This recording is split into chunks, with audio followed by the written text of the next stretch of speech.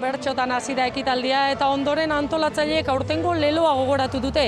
Eman euskara elkarri. Euskarak denon laguntza behar duela esan dute eta horregatik hemendik erakunde eta instituzioi ere laguntza eskatu diete. Euskara denona delako gaurko ekitaldi honetan hainbat esparrutako jendea ikusi dugu. Besteak beste, Kristina Uriarte, kultura sailburua, Inigo Lamarca arartekoa eta oro har politika, gizarte, kultura eta euskalgintzako hainbat aurpegi ezagun. Gaur 8, martxoaren 14an abiatuko da korrika, Andoaindik, eta 11 egunez euskararen lekukoa herriz herri joango da Baionara iritsi arte. Gaur hemen bildu diren guztiek esan digute korrikak behar-beharrezkoa duela euskerak, baina batez ere gure hizkuntzak hiztunak behar dituela.